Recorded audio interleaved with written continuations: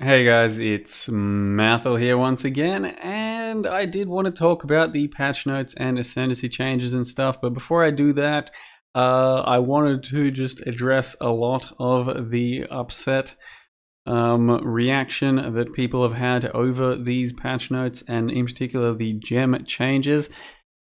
No, they are not mind-blowingly huge or meta-changing. I think it was just a bit of a huge, misrepresentation and misfire by Chris Wilson and the marketing or whatever about the sweeping changes that are going to be happening to a lot of gems, 40 gem changes or some shit, to reshake the meta and, have a lot of planning and figuring out to do.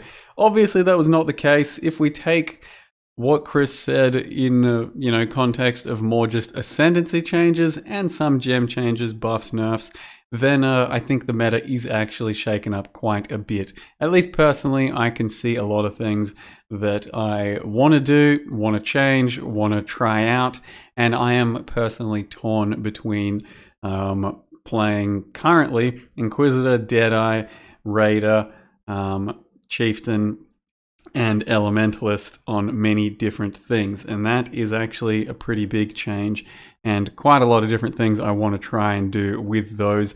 And yes, I think that the meta has been shaken up and there's plenty to see and do there.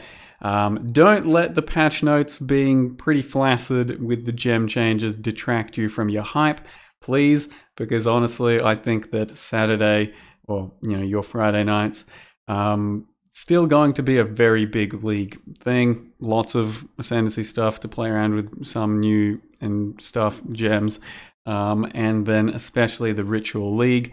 All of the map stuff, the endgame content, and moving into Maven. I think it's going to be really fucking good. So don't let it ruin your hype. Please, don't focus too much on the negative. And in any case, I will now proceed to talk about some of the Ascendancy changes and the gem updates, reveals, buffs, nerfs, nothing. Whatever. So we'll start with the real interesting, juicy shit, and that is mostly the Ascendancy changes. Some received just a few little tweaks here or there, and in some cases that is big enough to make things quite a bit more interesting for them, or, make them a lot more identity-based. Now, some nerfs or things got removed, and people are upset about that, but it does completely come in line with what Ascendancies are supposed to be, and how they're supposed to, feel, at least at the very start of their reveal. They're supposed to be specializations, like something you really take because of the unique identity of it. And the biggest one I can say as an example is Assassin, where, it got a bunch of its movement speed removed, but it still is very much the premier crit and the premier sort of single target, as well as poison ascendancy. It just doesn't have all that zoom anymore, and it's not supposed to. It was revamped at some point to have a bit more zoom so that you'd take it at the same time as having some of these other revamps that happened to it. It was just a more appealing option because they had to pile on some other shit. It's supposed to be, crit, poison, that's what it is. If you want Premier Zoom, you now take a specific Ascendancy for that, and the Premier Zoom is Raider. So they're just trying to give back the, Ascendancies, their pure identities as for what they achieve and accomplish as a specialization. I think that's what's happening there, so I wouldn't be too upset about plenty of them, like your Assassin, because it, in reality is still very strong, still very powerful, and does what it's supposed to do. It's just not going to be the Ultimo fast, as well as the Ultimo damage, like it used to be, for example. In any case, I'll just jump straight in at this point. Slayer had a little bit of a rework, a bit of extra crit there, and these two things got swapped so that you can get the leech node a lot more simply, and it's also got that reduced damage taken while leeching up to 10% now. Honestly, Slayer's pretty big. I think it's big. 8 crit on plenty of weapons that have 5 default and you can just turn into crit builds is thick. It's, by itself very good. You can then spec into these 3 points, these Ascendancies here for an extra 2, and then still take that for the leech recovery and the 10 reduced damage taken. It's a very nice overall package for 8 points. Or you can go into, Impact and you can get the plus Frenzy or whatever. I think overall Slayer's pretty damn interesting and well worth taking for many different builds now. Quickly moving on to Gladiator, just got a slight nerf on the damages bleed. I think it's still very easily viable as a thick bleed Ascendancy for your lacerates, earthquakes, whatever it is. I wouldn't worry too much about that slight removal of damage there. So honestly, shouldn't really phase you. And then you can start blocking with staves now instead of just pure, let's say, shields. So slight little change there. Overall, shouldn't really change your perception of what a gladiator or bleeding does. Champion, slight nerf on the Impale. It was pretty damn strong for fast attacking Impale builds, and it still can be used. So it shouldn't really change anything there either. A few little tweaks here or there. Overall, it's pretty much the same thing as it used to be. Just a few little tweaks. If you were going to take it for some other builds before, you probably still will in the same sort of vein that you would have previously. Not too much to really mention there. Never one of my favorite Ascendancies, just strong and kind of, Impale-ish. Assassin, as I mentioned, was removed most of its movement speed. Bit of extra damage there removed as well, which isn't something it really needed for most of its poison builds, especially. It's more of a Blade Vortex thing. I think it'll be fine without it anyway, but for the most part, its movement speed was kind of removed because it was reallocated a bit into elusive effect, and I think that makes up for plenty of it anyway. So overall, Assassin, you're still going to take it in many, many different situations, and it will still be your premier crit and single target sort of Ascendancy. And there's not really anything else to mention there. I think it's okay. Saboteur, I'm not an expert on this at all. Haven't really kept an eye on what it used to do and all of that. I'm assured that it's fine by plenty of people, so fine. Hey, why the hell not? Trickster, I was told, and I did see that it was, completely gutted. I don't think it's really changed almost at all. Slight nerf on the damage from damage reduction from the mana node. It removed the percent damage that it had on Patient Reaper, but it gained a bit of life on kill, mana on kill. Percent damage overall, when you're doing a big damage over time build, you get lots of it throughout the tree, you get lots of it throughout gear and stuff. Overall, that shouldn't really impact you at all. And then the damage reduction, I mean, it kind of sucks, but overall, it's still a very fast, tanky Ascendancy. And then slight viability changed on Ghost Dance and Escape Artist, but they're still going to be doing what they used to do, and I don't think that changes much there either. That's my opinion on that one anyway. If you liked Trickster before, you still like it for plenty of different choices. Let's say a Scorching Ray Flame Wall Trickster as a starter, which I might put up, I think should be a pretty clear winner either way. Juggernaut, I think pretty much hadn't changed from what I saw, except for the accuracy node. Really wants you to stack strength and then accuracy. I think it's better than it used to be in that regard. And it's just a bit more straightforward, no crit nonsense and all of that, and should have some added viability with some builds that are going to stack strength and accuracy, and I think that might be something I might look at, especially with a new base. So that's one there. Berserker pretty much didn't change, a few little added things here or there. Honestly, I would have liked to see Zerka do a bit more of a revamp, because Blitz just feels like it's in a bad place. Not that it sucks, it's just that it's so hard to take it over the top of Aspect of Carnage and then Rite of Ruin, or if you're going Warbringer over the other shit as well. It just feels like it's in a bad place, but it got slightly buffed, whatever the fuck that means, since I doubt you're really playing it. Pain Reaver, pretty nicely buffed as well for the extra life regen. So as a node, you might still take it. Might be a 2-pointer. Overall, Zerka, I think, pretty much a top tier softcore Ascendancy. Still very much in that exact spot. Chieftain, I really liked what I saw with this one, because as you saw in previous video and a few videos ago, the way that you can use a Protector and a War Chief Totem at the same time with multi-totems, I want to utilize in some other melee builds and all that. This just got a buff to 100% increased effective buffs from your active ancestor totems, which means having both of those up for boss fights is going to damn near double your damage at this point. And I think Chieftain's going to be one I kind of want to play just so that I can have a pretty thick Ascendancy, maybe something fire-based, and then have this up my sleeve as a huge extra single target sort of buff. And it's going to be something I want to try out just to see if it's a bit sleeper OP or if I'm blowing it a bit out of proportions. So that's the main thing there. A few other little tweaks, but nothing too serious. Necromancer got a few nerfs. I don't think it really matters. I think it's still very much what you're going to be doing for your summoning, and it's still going to be very good for summoners. And the Spectres got, you know, toned down in the patch notes, and people are pretty mad about that. Spectres and Summoners and Necros have been nerfed like every single patch, and every single patch there's some busted, overpowered, flavor of the month, easy to play Necromancer shit, and I think that's going to be no different this time around. The nerfs that I've seen don't look like they're big enough to kill these things at all. They're just going to be, you know, harder to build, or maybe harder to play. So yeah, I wouldn't worry about that, but you know, obviously I'm not an expert in that category.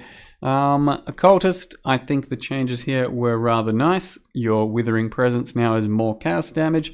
Your Frigid Wake now is more cold damage rather than just pure cold dot multi or chaos dot multi. Makes it a bit more viable, bit easier to build into different types of sort of chaos and frost builds. And I think that's just a nice little change for Occultist overall. Not going to shake too many things up there though, but very nice either way.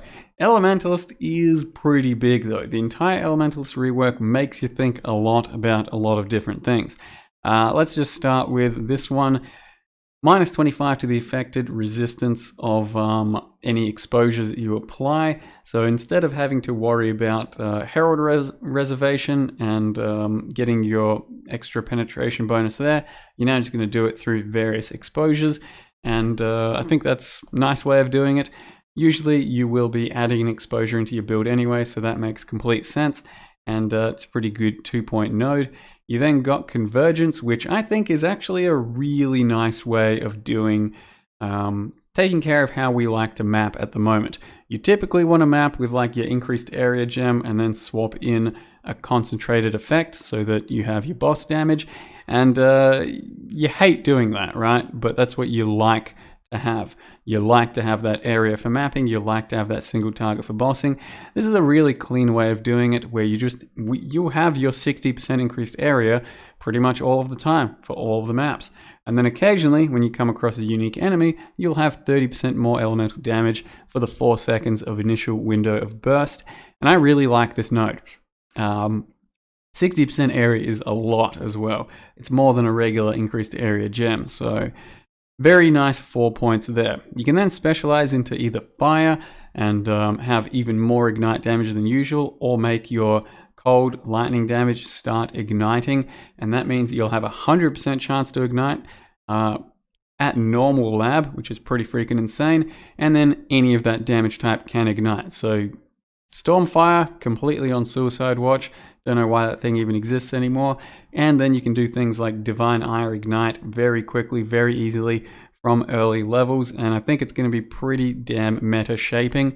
You got yourself the cold one, which is just very defensive. Might be useful for additional hypothermia support sort of stuff. I don't know if it's really going to be too meta shaping. And then the lightning one, you can shock. 15% guarantee, bigger shocks, lots of other things can shock. You can get just good shock viability from things that aren't pure lightning and then make your lightning ones even more effective. I think that's a pretty damn tasty node that you might be taking in plenty of builds, even if they're not pure lightning based. Bastion of Elements, supposedly you get something like 20 to 30 notable passives typically in a build, which means that you'll be absorbing 2,000 to 3,000 damage on an initial hit with the Primal Aegis.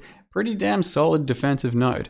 If you want the defensive node on top of your other offensive shit, that's a very solid choice to take. And then the Golem nodes largely unchanged, but you do have your golems resummon themselves after 4 seconds if they die, and that's good. That's real easy golem sustain and viability as buff sticks that you don't have to worry about doing yourself anymore.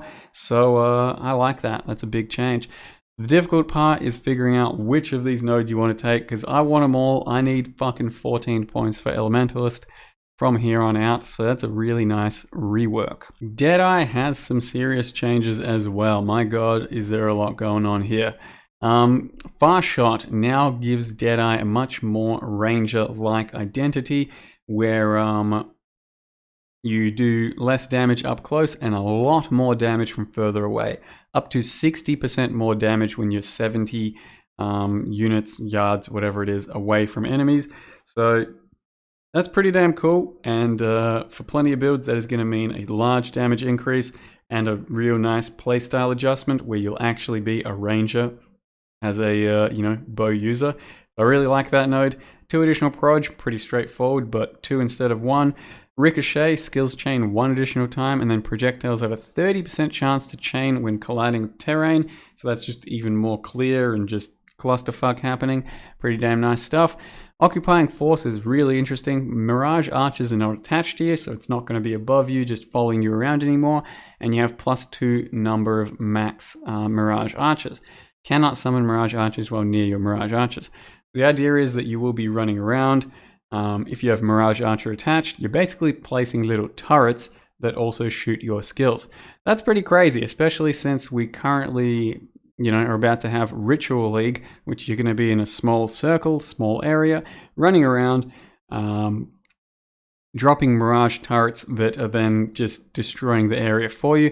I think it's going to be a really nice node and really good viability with Mirage Archer, and makes me want to really, try a bow build out, but don't know if I'll be doing Deadeye just yet. I think it's a really cool node though. Gathering Winds, just, Tailwind, but different sort of thing at this point, just slightly. And then Wind Ward, which is just a whole bunch of defense for the first hit that you get hit with your Tailwind, with your Gale Force stuff. So pretty good defensiveness if you're into that sort of thing. Maybe you are, I don't know. Focal Point, marks are pretty damn uncomfortable to use, but if you're used to it and if you do use them against bosses in particular, 75% increased effect of your marks. It's pretty damn large. You can justify taking this node, I think. 25% less damage taken from other enemies near your marked enemy, and then, I don't know, not removed. I don't know, it's not a bad node. I really hate having to mark bosses myself right now, but I think it might be justifiable in some circumstances. And then Rupturing, critical strikes which inflict bleed also inflict rupture. Ruptured targets take 25 more damage from bleeding, and bleeding on them expires 25% more quickly for 3 seconds. Up to 3 ruptures can affect a target. Up to 75% more bleed in that case. This could end up reshaping the entire bow bleed meta. You might be more of a Deadeye than a Gladiator ever before, and you might also be building into pure crit, or at least trying to get your crits up to a respectable amount with some perfect agony as well. I really do like this node. I think it's going to be pretty interesting to play around with and see if it's worth redefining the bleed bow meta. Raider, not a lot has changed over here. A few little numerical changes. Not a lot has changed here, just a few little numerical ones as well. -5 exposure. You'll have perma-phasing instead of, conditional or situational. Bit more dodge, bit more spell dodge. And then Onslaught, that's just always going to be up, and it's more buffed, and also buffed there. So Raider, very fast indeed, very always happening. It's pretty damn solid. It does make you think about it for a caster Raider as well, because you can get a lot of extra cast speed from these Onslaught effects. And overall, this is your premier Zoom Ascendancy.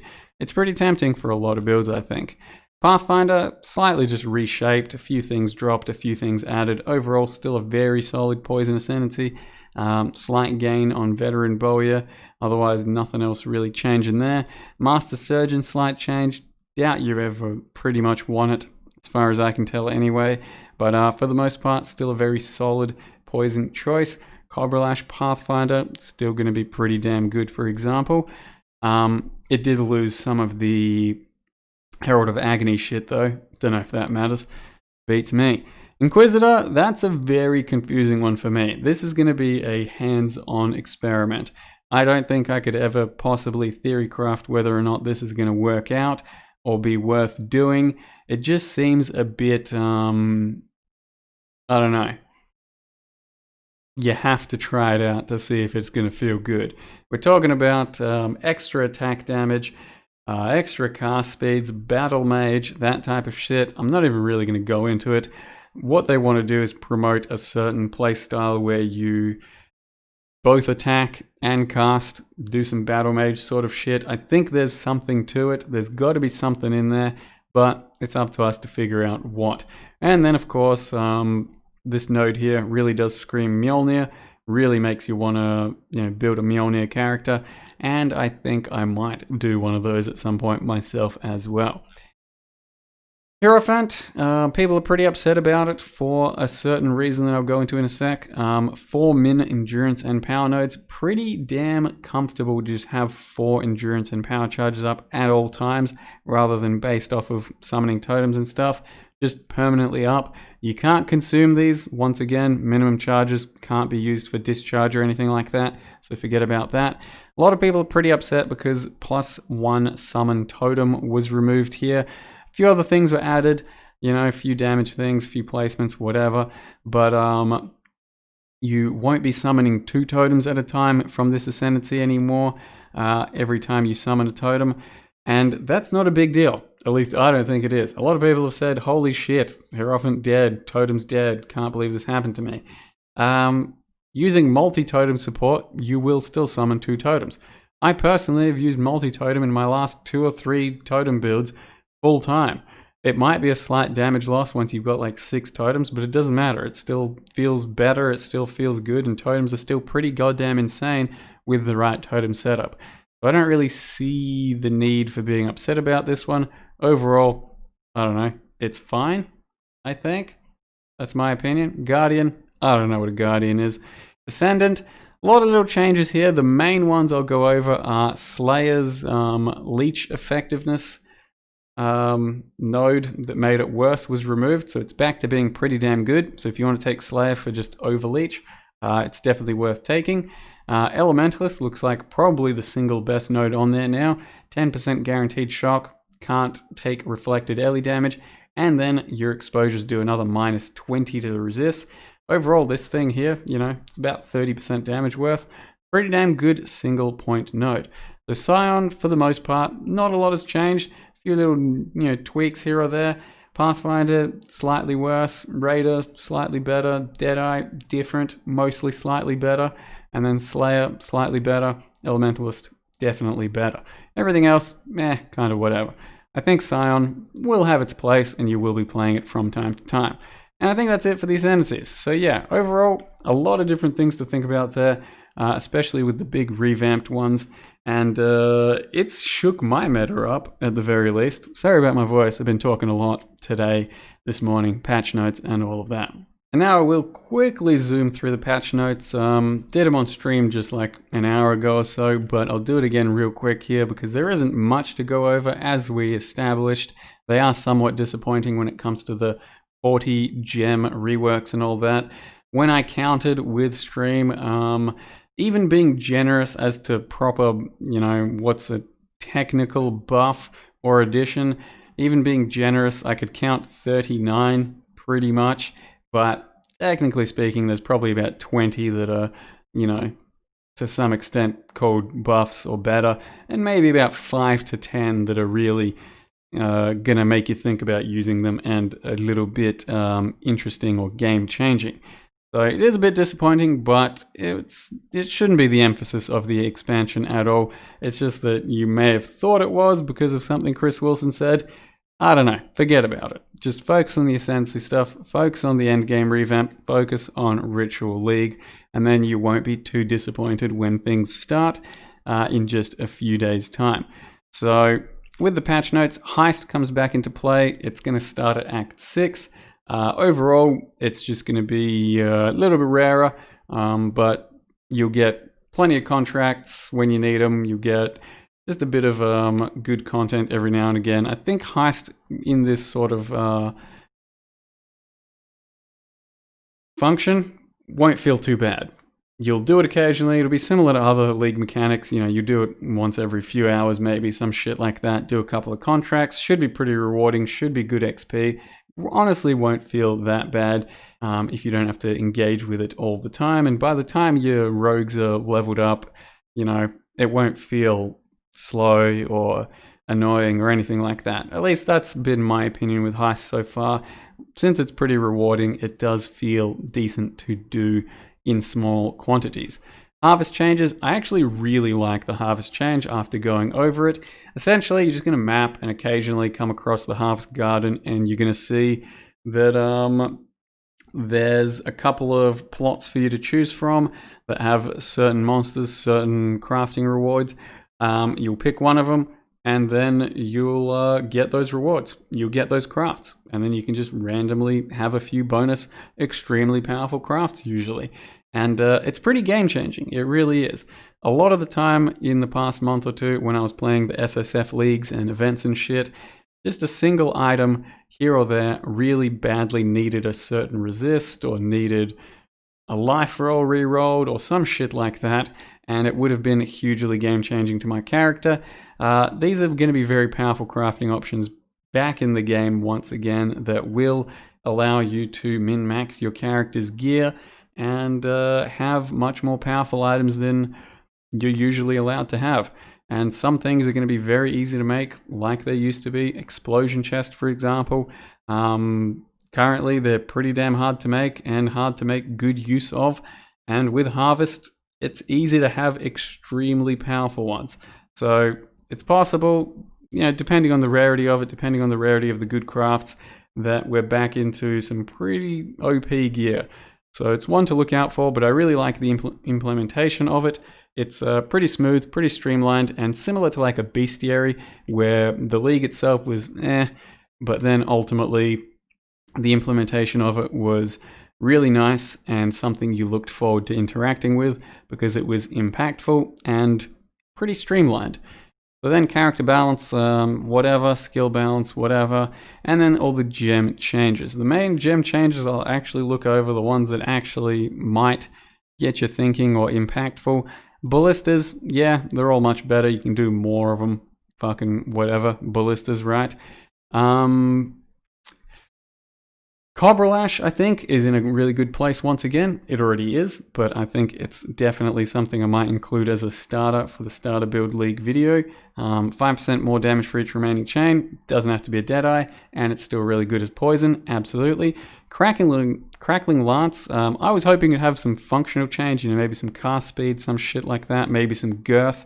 Overall, though, huge damage numbers for it. I think Crackling Lance is one that might benefit largely from Inquisitor Battle Mage stuff. I have to wait and see with the tests, but big damage gains, so I think it's very playable now. I think it's very playable in the next few days. So that's pretty good changes. Something else that's big, Firestorm, huge extra initial hit damage number, might be viable for Ignite, might be well usable for cast on crit setups. Something to look into. Frostbomb, I get the feeling a lot of people are going to be doing some Frostbomb action, maybe some Elementalist Frostbomb action. Currently, I think it is somewhat viable, just not something anyone ever really does. You can get it to go off pretty much instantly with less duration, Helm Enchants, alt qualities, and with these damage numbers, it's going to look pretty absurd, and with this extra radius, it's probably going to be screen-wide fucking destruction. So Frostbomb could become one of the new metas. If we're looking at other stuff, Hex Blast, I was actually really happy with that Hex Blast Ignite starter that I did for SSFHC, and everything about it just got better by a pretty decent margin. I'm not going to do the actual math on it, but it looks like something like 20 to 30% more damage for that starter of mine. If it wasn't for everything else that I'm excited about trying in the Ascendancies and shit, I would be happily starting as Hex Blast Ignite once again. So that's something that's pretty good stuff. Kinetic Bolt, slightly better. Don't know if that's ever going to be a thing. Maybe with some of the new Deadeye stuff. I'll have to play around with it myself. let's have a look here. A whole bunch of garbage, big nerfs on Spectres, but I think it'll still be adequate. At least that's my prediction. You know, feel free to come back to this one in a few weeks' time and either say you got a Mathel or shows what you know, fucking summoners are dead, and then I'll be like, yay, finally. No one cares. Anyway, Scorching Ray. Scorching Ray is a pretty fun playstyle. This makes it just quite a bit faster to get your ramp up time happening. And Scorching Ray plus Flame Wall has some good synergy. I think should be a very nice starter build, should be a very nice playstyle. And Scorching Ray itself actually looks pretty cool these days as well. I think it got some revamped visuals, I don't know, sometime that no one ever really noticed. So it's a nice solid one. I'd give it a try if you've never done it before. Shield Charge, slight buffs. I don't know what that means. Shockwave Totem, slight nerf. Searing Bonds, good buff, but not something you really play typically. You just chuck it into a Totem build or a maybe Scorching Ray build. Spectral Throw. Projectiles from Spectral Throw are now considered 50% larger against monsters when checking for collision. A lot of people laughed at this change, but it's honestly a pretty good one. One of the main issues for Spectral Throw is getting your hits in there, and it being 50% larger for collision means that when you put in slower proj and specifically try and target your boss, you'll probably end up hitting it a lot more often, and you probably get more hits at your apex of the spin. Likewise, with the just clear, you'll get a lot more comfortable hits in on things, a lot more DPS that way as well. This could actually be one of the things that makes it somewhat viable without having to change any numbers or give it any additional other bullshit. Stormcall, pretty nice buff. I think it's good now, and it should be even better. Pretty nice buff for Tornado Shot, if you're into that sort of thing. Venom Jive, very nice buff as well. I'll definitely have to give that a shot instead of a Cobra Lash when I go for a poison build at some point. Maybe some strength stack action. It's mostly just for its actual utility, the catching projectiles thing. Warlord's Mark, I think it's a pretty good buff. You can definitely justify that in plenty of builds, maybe just as an on-hit ring, and pretty good, you know, rage sustain, 20 rage over 1 second when you stun an enemy. That's gonna be good, easy rage sustain.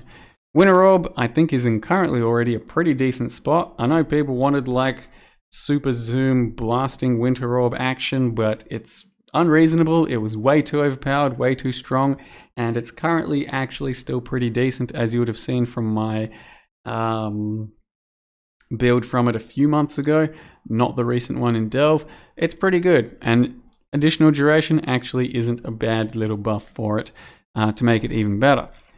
Ballistas, slight buff there. Impending Doom got a big buff, but I don't know how, you know, worth it is chucking that into your build typically. It's still a bit weird with the Hex Blast. Paler got nerfed, stuff got nerfed. All the Ascendancy changes, all good stuff, except for some nerfs, which, you know, a lot of people are unhappy about. I don't think they're changing anything. And as far as actual things that matter in the patch notes besides that are new and we haven't already seen for the past few days, Jack the Axe got a buff. I think that's a pretty damn nice bleed starter item. If it's not too rare, might have upped in rarity, but it's pretty damn good before you get your proper Elder item. And the only other thing I can remember that kind of mattered that was cool that we saw was, where was it? Conqueror influence maps may now experience an invasion by Cirrus himself. That does sound kind of scary, but it's probably very similar to Shaper maps having Shaper show up, throw out a few balls which don't honestly hit that hard, and Elder influence maps just have some slaps from tentacles, which aren't anything. Cirrus is probably going to show up, say die, flick you a few times with a beam, and maybe it'll hurt a little bit, but I doubt it'll matter too much. Just a nice little Cirrus cameo from time to time. Otherwise, yeah, I think that's pretty much it that I could have, you know, remembered from the patch notes mattering. They were pretty quick, they weren't too impactful. It was mostly the Ascendancy changes, which we'd already seen a few days prior, and then a few little gem changes, which were nowhere near as big as we were hoping, but luckily the Ascendancy changes have us covered. So that's all I'll say for that. Still a pretty long video, even though I tried to make it as quick as possible. My throat's kind of giving out. Shit. Hope you guys are a little bit placated with a video like this one. Not too mad overall.